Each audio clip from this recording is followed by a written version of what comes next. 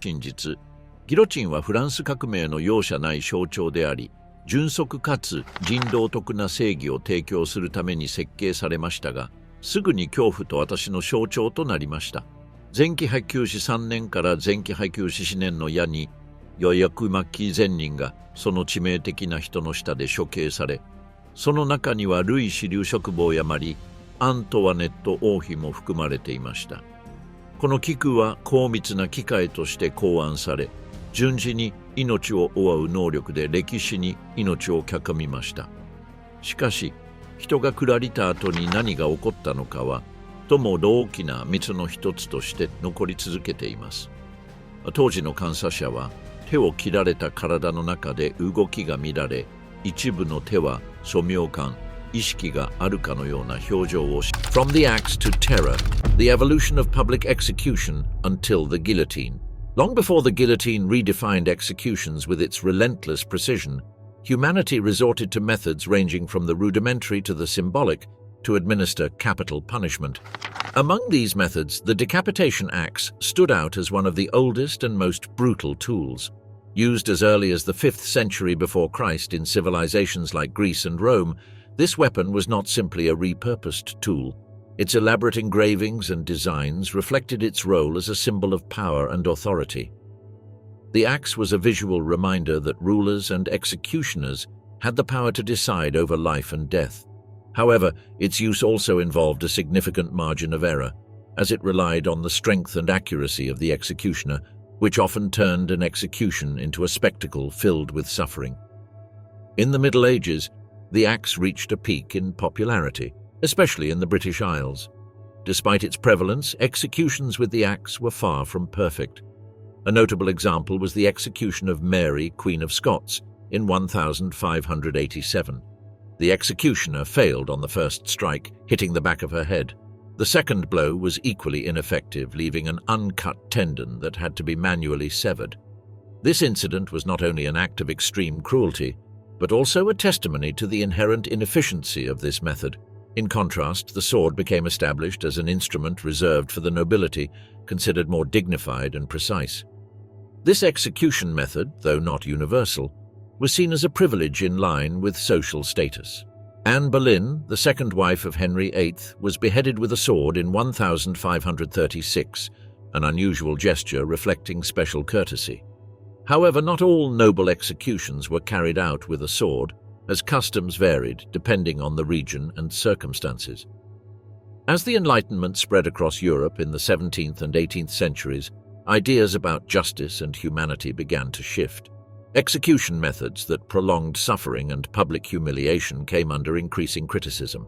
It was in this context that Dr. Joseph Ignace Guillotin proposed a new device in 1789. This instrument, designed to be quick, efficient, and less prone to error, was intended to be a humanitarian improvement over traditional methods. Dr. Guillotin advocated for this device as a means to democratize executions, eliminating class differences in death and reducing suffering. Although his proposal sought to modernize capital justice, the human machine bearing his name would become a symbol of the reign of terror during the French Revolution. With the introduction of the guillotine, execution ceased to be a prolonged agony spectacle and became a clinical precision act. However, this transition did not eliminate the terror component that defined these practices. Dr. Joseph Ignace Guillotin, the paradox of a man dedicated to saving lives. Dr. Joseph Ignace Guillotin's name is inevitably linked to one of the most notorious devices in history, but the full narrative of his life is a paradox that transcends this legacy. Born on May 28, 1738 in Saintes, France, Guillotin was, above all, a physician dedicated to alleviating human suffering. Despite this vocation, his name would be forever associated with an instrument designed for rapid and efficient death, the guillotine. Before his involvement in the realm of capital punishment, Dr. Guillotin dedicated much of his medical career to combating smallpox, one of the most devastating diseases of the time. He was a staunch advocate for the vaccine developed by Edward Jenner and did not hesitate to test it on his own family, demonstrating his unwavering faith in medical advancements. This commitment to public health highlighted his true calling as a physician. In 1789, Guillotin was elected as a representative of Paris to the French National Assembly, just on the cusp of one of the most turbulent periods in French history. It was in this political context that his legacy took an unexpected turn. Guillotin proposed a uniform and rapid method of execution that would eliminate the brutal practices of the time, such as breaking on the wheel and dismemberment. His motivation was humanitarian. He believed that capital punishment should be applied equally and without excessive suffering, in line with the principles of equality promoted by the French Revolution. In a speech delivered in October 1789, Guillotin pragmatically expressed his vision. "With my machine, I cut off your head in the blink of an eye, and you never feel it." Although the phrase may seem macabre, it reflected his intention to reduce suffering and ensure a swift death, regardless of the social status of the condemned. Contrary to what many believe, Guillotin did not design the machine that bears his name. The idea was taken up by the French state, and the device was built by surgeon Antoine Louis and piano maker Tobias Schmidt. Despite this, a satirical song published in the newspaper Les Actes des Apôtres, titled La Guillotine, solidified the association of Guillotin's name with the apparatus. This connection became so strong that despite the doctor's efforts to distance himself from the machine, he remained inextricably linked to it. Even a false rumor circulated that Guillotin had been executed with the very device, an irony that resonated with his controversial figure. The macabre art, the engineering and design of the guillotine. The guillotine, with its austere design and terrifying precision, became an emblem of the turbulent times of the French Revolution. More than just an execution tool, this device represented a macabre work of engineering, designed to ensure a swift and efficient transition between life and death. Its form and function reflect not only the purpose for which it was created, but also human ingenuity applied in the darkest contexts. The creation of the guillotine was not the work of a single individual. In the spring of 1792, Tobias Schmidt, a German piano maker, was commissioned to construct the first model under the recommendation of Dr. Joseph Ignace Guillotin. Schmidt, known for his skill in crafting complex instruments, worked together with Antoine Louis, Secretary of the Academy of Surgery, and Charles Sanson, the chief executioner of France. Sanson's involvement was crucial to the design. He was the one who suggested tilting the blade, arguing that an oblique edge would be more effective than a straight one in ensuring a clean decapitation. This innovation became one of the defining characteristics of the guillotine, marking a significant difference in its functioning. The guillotine consisted of two parallel vertical posts, a crossbeam at the top, and a crescent-shaped blade designed to slide along guides. The structure stood about 4 meters tall, and the blade fell from approximately 2.3 meters. This design provided the potential energy necessary to carry out an execution in a matter of seconds. The descent of the blade was extremely fast, taking about 1/5 of a second to complete its task. This design aimed to minimize the suffering of the condemned, a macabre nod to the humanitarian ideals that drove its creation. At the base of the guillotine was the lunette, a device similar to a yoke that secured the neck of the condemned. The lunette was adjustable to accommodate different sizes, a detail reflecting the unsettling blend of humanity and efficiency in its conception. This level of precision served as a reminder of the meticulousness with which every aspect of the apparatus was designed. Another notable feature of the guillotine's design was its portability. The structure could be disassembled, transported, and easily reassembled. This feature was essential in times of political upheaval, when public executions were a traveling spectacle. Even amidst its horrifying function, the guillotine did not escape the dark humor of the time. The mechanism that released the blade was known as le déclic, a term that meant both trigger and it's decided, a play on words that denoted a macabre wit. The relentless blade, the democratic nature of death. During the most tumultuous days of the French Revolution, the guillotine emerged as an unprecedented symbol of egalitarian justice. This instrument, which sought to reflect the revolutionary ideals of equality and fraternity, grimly proclaimed that, in death, all were equal. The guillotine marked the end of an era in which social status determined even how one should die. In the old regime, executions were a public spectacle deeply influenced by hierarchy. Nobles considered of higher status were typically beheaded, a quicker and less painful death. In contrast, commoners faced terrible methods such as hanging or being broken on the wheel. The guillotine eliminated these distinctions, declaring with its unyielding blade that all condemned individuals were equal in their final destiny. On April 25, 1792, the guillotine carried out its first public execution. Nicolas Jacques Pelletier, a highwayman, became the first victim of this device, which would soon become the symbol of revolutionary change. Just months later, King Louis XVI, the embodiment of absolute monarchy, met his end under the same blade on January 21, 1793, in the Place de la Révolution. His execution, along with that of Marie Antoinette and other members of the nobility, marked the definitive collapse of royal privileges. The impact of the guillotine was not limited to the aristocracy. Even the architects of the revolution, such as Georges Danton and Maximilien Robespierre, fell victim to its blade.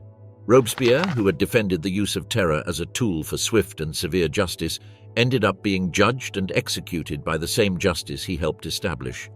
His statement, "Terror is nothing but justice, prompt, severe, inflexible," encapsulates the relentless nature of the guillotine as an instrument of political change.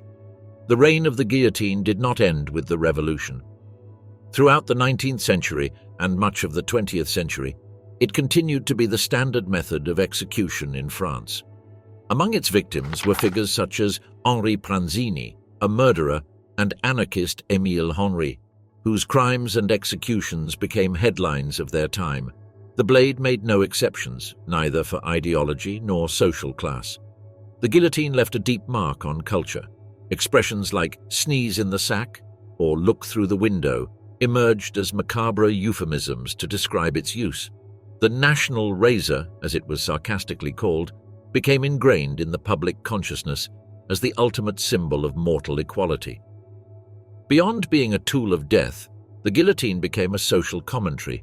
Artists like Honoré Daumier used its image in caricatures to criticize the judicial system and political structure. In literature and art, its presence reflected the tension between the ideals of equality and the brutality of its application. Shadow of the blade, the guillotine and the reign of terror in the French Revolution. At the height of the French Revolution, the reign of terror emerged as one of the darkest and bloodiest chapters in history. From September 5, 1793 to July 28, 1794, the guillotine, with its cold efficiency, became the symbol of a period in which revolutionary justice transformed into an unrelenting machine of death. In an attempt to purge France of its enemies, the Committee of Public Safety, led by figures such as Maximilien Robespierre and Louis-Antoine de Saint-Just, consolidated power through the systematic elimination of those considered threats to the revolution. The Reign of Terror began as a measure to suppress counter-revolutionism, but quickly spiraled out of control. No one was safe from accusations. Nobles, clergy, and even the revolutionaries themselves fell victim to a regime operating under the motto of swift and severe justice. The guillotine, taken to the public squares, became both a spectacle of intimidation and a macabre form of entertainment. Among the most emblematic victims was Marie Antoinette, who, after months of imprisonment, was led to the guillotine on October 16, 1793. Her execution attracted a crowd that cheered and jeered as she walked to her fate. Although it has historically been questioned whether she ever uttered the phrase, "let them eat cake," this idea persisted in the minds of the people, symbolizing her disconnection from the hardships of the nation. Her death marked a point of no return in the revolution, making it clear that even the most powerful could fall under the blade of the national razor. One of the most significant days of the Reign of Terror occurred on June 28, 1794, during the so-called Festival of the Supreme Being. Robespierre, who had proclaimed a new state religion based on virtue and reason, led a monumental procession in Paris. However, this exaltation of spiritual power soon turned against him. Barely a month later, Robespierre was arrested and sentenced to the guillotine. The irony of his fate was clear. Robespierre, who had declared that terror is nothing but justice, prompt, severe, inflexible, ended up becoming a victim of the very machine he had helped perpetuate. As he was led to the scaffold on July 28, 1794, a spectator shouted, "The blood of Danton drowns you," referring to another revolutionary executed under his orders. Robespierre was the last high-profile figure to fall during the Terror, marking the end of this bloody period. Paris, during the Reign of Terror, became a city governed by fear. A culture of denunciation gripped the citizens, where friends and family were reported as counter-revolutionaries to avoid suspicion themselves. The guillotine became an omnipresent element, so integrated into daily life that even children played with miniature versions of this instrument of death. The Terror left a toll of over 16,000 official victims under the guillotine, not counting those who died in prison or in summary executions. This period exposed the dangerous duality of revolutions, capable of carrying lofty ideals but also descending into ruthless brutality. Fallen crowns, the last act of Louis XVI and Marie Antoinette. As the waves of the French Revolution swept away the structures of the old regime, the crowns that once seemed untouchable were toppled with unrelenting determination. At the center of this historic transformation were Louis XVI and Marie Antoinette, the King and Queen of France, whose lives ended not in the opulent halls of Versailles, but under the blade of the guillotine in the crowded squares of Paris. On January 21, 1793, the former absolute monarch of France, Louis XVI, was led through the streets of Paris to the Place de la Révolution. He had been reduced to a mere citizen, Louis Capet, after the abolition of the monarchy. At 38 years old, the fallen king faced not only the end of his reign but also the collapse of a system that had governed for centuries. The cold winter air mingled with the deafening sound of drums as the king ascended the scaffold. In a final attempt to address the people, he proclaimed his innocence and love for France, but his words faded under the loud din. In a matter of seconds, the blade of the guillotine fell, marking not only the end of his life but the definitive collapse of the French monarchy. Less than a year later, on October 16, 1793, Marie Antoinette, the woman who had once personified the luxury and extravagance of Versailles, followed the same path as her husband. At 37 years old, she had been stripped of her title, wealth, and power. Now, she was simply the widow Capet. Her final journey in an open carriage to the Place de la Révolution was watched by crowds who had gathered to witness the fall of Madame Déficit, as they had called her, blaming her for France's economic woes. Unlike Louis, Marie Antoinette did not attempt to address the crowd. Her last words were an apology to the executioner when she accidentally stepped on his foot. "Pardon me, sir, I did not do it on purpose." With unshaken dignity, the queen, who had reigned in one of the most opulent palaces in the world, met her end under the same blade as her husband, definitively closing the chapter on the French monarchy. The executions of Louis XVI and Marie Antoinette not only shocked France, but sent shockwaves throughout Europe. They represented the end of a system that had for centuries upheld the idea that monarchs ruled by divine right. Now, they were judged by the people, and their status provided no protection from revolutionary justice. The philosopher Edmund Burke, across the Channel in England, mourned the end of an era with the words, "The age of chivalry has gone, that of sophisters, economists, and calculators has succeeded." This observation captured the global impact of the executions, marking the beginning of a new era in which the power of monarchs was replaced by democratic principles. The death of the French monarchs symbolized the dismantling of the old regime and the establishment of a society in which no one, not even kings, was above the law. The guillotine, with its cold indifference, became the symbol of radical change, severing the threads of a system that had ruled for centuries. These executions, far from being mere acts of justice, marked a decisive moment in history. The last waltz of Louis XVI and Marie Antoinette not only sealed their fate but represented the fall of an ancient order and the rise of a new era, where crowns were no longer immune to the weight of revolution. Life. After the fall, the disturbing mystery of the guillotine.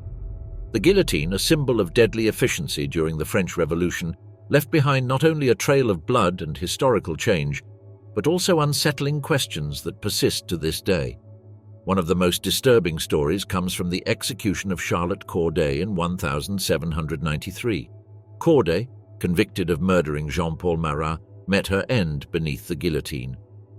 According to a widely spread myth, the executioner's assistant, François Legros, raised her head and slapped her. Witnesses claimed that Corday's face flushed with an expression of indignation, fueling the belief that consciousness could briefly persist after decapitation. In 1905, French doctor Gabriel Bourrieux studied the execution of Henri Languille, observing that the eyes and mouth of the decapitated head appeared to respond for about 25 to 30 seconds. Bourrieux interpreted these movements as a sign of possible consciousness. However, these testimonies, though shocking, are based on subjective observations and lack scientific backing. Modern medicine sheds light on this issue from a more rigorous standpoint.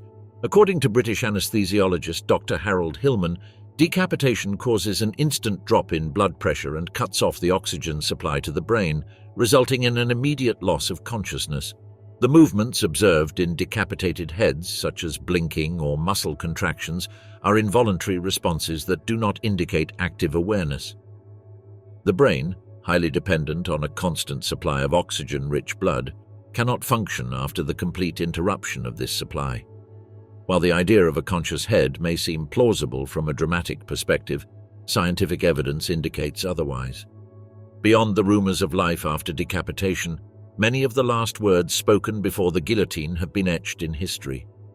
These final phrases reveal the emotions and convictions of those who faced the blade. Georges Danton, revolutionary leader, faced death with a mix of defiance and charisma. Before being executed on April 5, 1794, he instructed his executioner, "Don't forget to show my head to the people. It's worth it." Even in death, he sought to reaffirm his impact on the revolution. Nicolas Jacques Pelletier, the first victim of the guillotine in 1792, used dark humor to face his fate. It is said he remarked, "You could say I'm losing my head over this." His irony turned him into a human symbol in a ruthless process. Madame du Barry, one of the most tragic figures of the revolution, did not exhibit the same composure. During her execution on December 8, 1793, she pleaded for mercy, leaving a heart-wrenching testament to fear and desperation in the face of death. The horror associated with the guillotine is not limited to its lethal efficiency, but also to the fascination with the unknown link between life and death. As French historian Daniel Arras noted, "The horror of decapitation is the horror of nothingness." This fear explains the persistence of myths suggesting persistent consciousness, a way of humanizing the inevitable and giving a voice to those who faced the eternal silence. Fatal mistakes, disturbing accounts of guillotine failures. Although the guillotine was conceived as an instrument of egalitarian and efficient justice, it did not always fulfill its promise of a swift and precise death. During the French Revolution, moments of error and mechanical failures turned executions into prolonged and macabre spectacles. These stories, filled with horror and fascination, cast a shadow over the reign of this infamous device. On January 21, 1793, Louis XVI, the former monarch of France, ascended the scaffold under the watchful eyes of an expectant crowd. Although it was expected that the guillotine would carry out its task with precision, the first drop of the blade was not enough to complete the execution. The executioner had to adjust the mechanism and repeat the process, leaving witnesses horrified by a scene that defied the machine's promise of speed. This error led to modifications in the guillotine's design, marking the beginning of a constant search to perfect the science of death. On July 17, 1793, Charlotte Corday, convicted of assassinating Jean-Paul Marat, met her end under the guillotine. However, her execution became legendary when, according to witnesses, the executioner raised her head and her cheeks flushed after receiving a slap. This detail, whether a reflex spasm or a mere interpretation, fueled the belief that consciousness could briefly persist after decapitation, adding an even more terrifying nuance to the public execution. When the guillotine debuted on April 25, 1792, with the execution of Nicolas Jacques Pelletier, a highwayman, the spectacle was anything but flawless. The quick-release mechanism failed, causing the blade to get stuck halfway. In front of a fascinated and horrified crowd, the executioner struggled to complete the execution. This initial incident, far from discrediting the guillotine, encouraged technical adjustments aimed at ensuring its effectiveness in the future. Beyond its failures, the guillotine became the center of a macabre social spectacle. Public squares like the Place de la Révolution transformed into bustling markets during executions. Street vendors offered food and wine, while children played around crowds waiting to witness the drama of revolutionary justice. For many, the guillotine was more than an instrument of death. It was entertainment, an event that united people from all social classes in their fascination with the macabre. Among the most recognized figures of this dark theatre was Charles-Henri Sanson, the royal executioner of France, who oversaw many of the most notorious executions of the Revolution. Despite his grim role, Sanson became a celebrity, closely watched by the crowds. His famous phrase, "I kill people, but I don't make them suffer," reflected the strange balance between his task and the era's egalitarian ideology. Public interest in executions was not limited to the squares. The printed culture of the time fed the fascination with pamphlets and broadsheets that described the deaths in chilling detail. These documents, known as execution literature, sold quickly, allowing the public to relive the events from the comfort of their homes. This cultural phenomenon perpetuated the fascination with the guillotine, keeping alive the stories of failures and the most dramatic moments. Despite its failures, the guillotine remained the preferred method of execution due to its supposed humanity and efficiency. However, accounts of chilling failures remained as reminders that even in mechanized death, error was inevitable. These incidents, beyond their morbidity, reveal the contradictory nature of a device designed to equalize in death, while offering a spectacle that both fascinated and terrified in equal measure. The guillotine left an indelible mark not only on history, but on the collective psyche of humanity, reminding us that even in the pursuit of technical perfection, humanity is never completely free from chaos and imperfection. The blade that never falls silent, the guillotine in culture and history. Few human inventions have had such a profound and ambiguous impact as the guillotine. Conceived as an instrument of egalitarian justice, its shadow stretched far beyond the scaffolds of the French Revolution. From literature to cinema through art and music, the guillotine became a symbol of power, fear, and social transformation, finding its place in the fabric of human cultural expression. In the literary realm, the guillotine has been both a stage and a symbol. Charles Dickens, in his masterpiece A Tale of Two Cities, 1759, used the presence of the guillotine to reflect the social chaos and the search for justice that defined the French Revolution. The machine of death became a metaphor for the price to be paid for equality and change. Victor Hugo, in The Last Day of a Condemned Man, 1829, offered an intimate and heart-wrenching portrait of a man awaiting his execution. Through this story, Hugo transformed the guillotine into a mirror of human concerns about mortality and justice, fueling the debate on capital punishment. The guillotine also found its place in visual art, where its austere silhouette and grim purpose inspired works addressing the impact of violence and justice. In The Heads of the Guillotine, 1812, Jean-Louis André Théodore Géricault presented a visceral and disturbing study of the victims of the guillotine, while Pablo Picasso, in Guernica, 1937, alluded to the structure of the guillotine as a symbol of mass destruction in times of war. Cinema was not immune to the guillotine's influence either. In The Passion of Joan of Arc, 1928, Carl Theodor Dreyer captured the anguish of the execution, using the blade of the guillotine as a symbol of human suffering. Modern works, such as the 2005 adaptation of A Tale of Two Cities, have continued to explore its emotional and narrative impact.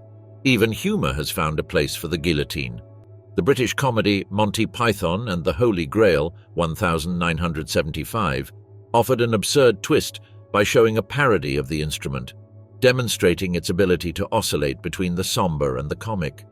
The guillotine's final use in France occurred on September 10, 1977, when Hamida Djandoubi, a Tunisian immigrant convicted of murder, was executed in Marseille. This event marked the end of an era, although the guillotine was not officially retired until 1981, when France abolished the death penalty under the leadership of President François Mitterrand. The guillotine, once a symbol of egalitarian justice, became a reminder of social change.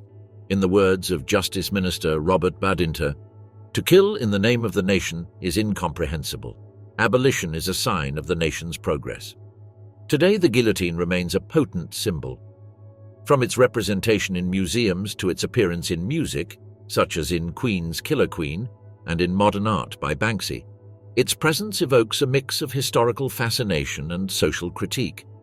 Even in haunted houses and magic shows, where replicas are used as props, its legacy remains alive. The guillotine is more than an instrument of execution. It is a reflection of humanity's struggles for justice, equality, and change. From the tumultuous days of 1789 to its last use in 1977, its impact has been both cultural and political.